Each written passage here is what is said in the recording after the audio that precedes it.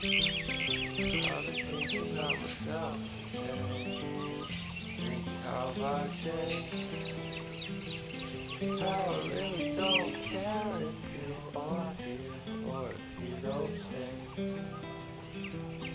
Now I'm feeling those winds. Hello everyone, welcome to my channel. अनि तपाईहरु सबैजना राम्रो हुनुहुन्छ होला। अनि म चाहिँ आज यस्तो इभिनिङमा है वकमा यस्तो आएको थिएँ अन्त सानोटुकै भ्लग बनाउँछु भनेर बनाएको। यस्तो खासै त केही छैन यो भिडियोमा। यसरी नै इभिनिङ वकहरुमा आएको। You look so fine. Yes, we have to agree to this. म चाहिँ हिँड्दा के गरौँ भने म एउटा गीत गाउने छु है। टाढा टाढा मेरी मायालु बाटो हेर्दै होलिन् फर्किन्छ कि भनी उनी दिनहरू गन्दै होलिन् त्यही पिपलुको छायामा हामी दुई रमेको सम्झिँदै मलाई मेरी माया जालैमा बसी टोलाउँदै हुन्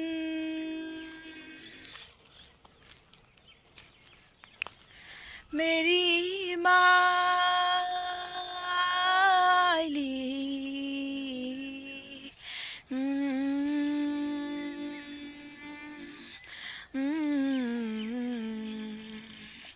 मेरी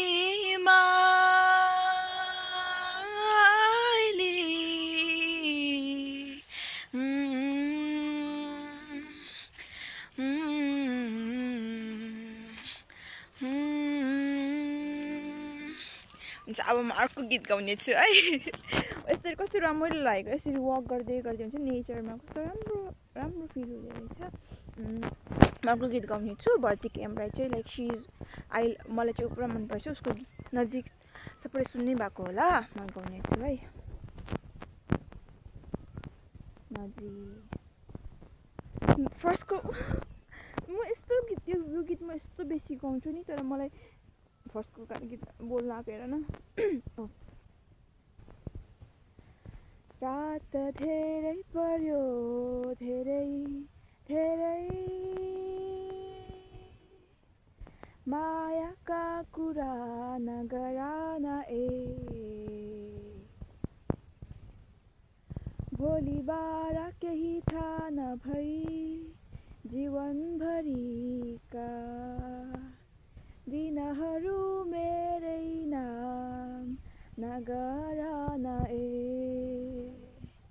सागरमा होस् कि आकाशमा जहिले कहीँ मैसँग डुल्ने मेरा खानै सबैभन्दा राम्रा भए जस्तो बेकम फुसे गफ नगरान नजिक नआऊ डर लाग्दैछ आफ्नै भावनाहरूसँग शीतल छ मुटु रुखो बनाएकै छु धेरै धेरै साल लगाई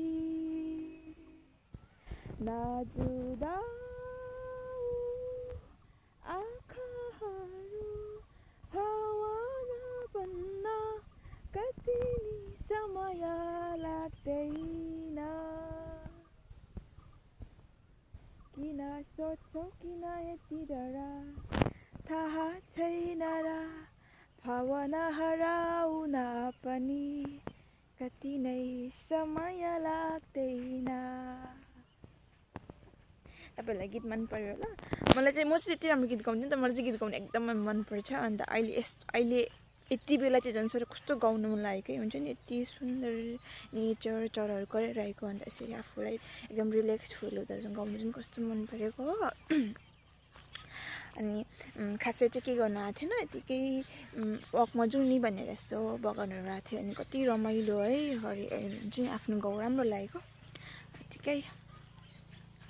अन्त यता मासतिर तलतिर निङ्गुरीहरू पलाएको छ भने निङ्गुरी पनि टिप्ने छु, म भिडियो गर्नेछु, हेर्नुहोस् नि है।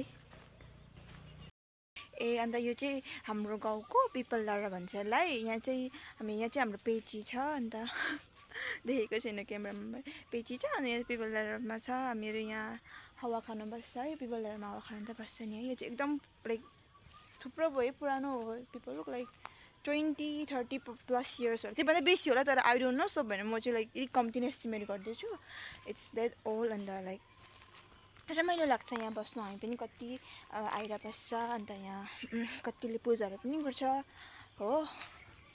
अन्त अनि इट्स नाइस।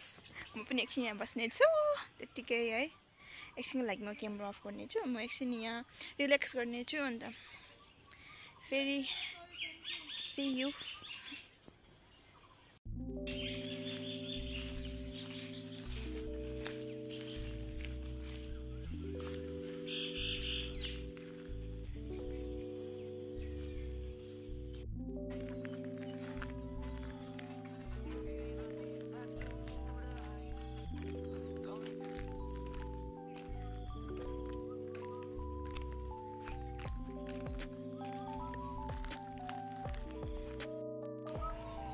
त धेरै रात पढ्न आँटिसक्यो, लाइक 6 बज्नु आँटिसक्यो होला। अनि हामी चाहिँ निङ्गुरी टिप्छु भनेको थियो, तर लाइक त्यो घारीहरू छ एकदम पछाडिपट्टि, अनि सापको पनि डर लाग्यो लियो, अन्त निङ्गुरीहरू टिपेन। अनि आजको के भन्नु, अब चाहिँ घर फर्केको हामीहरू, सो केही देखाउने छैन नै।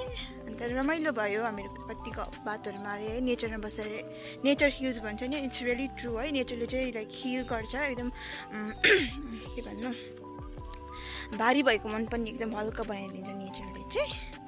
अनि तपाईँहरू पनि जानु हुनुहुन्छ, राम्रो हुनुहुन्छ होला। अन्त प्लिज है तपाईँहरू पनि बाहिर नेचरमा जानुहोस् होला हो। Take yourself out in the nature है, नेचर रियली हिल्स। अन्त thank you so much for watching, अनि bye, have a great day.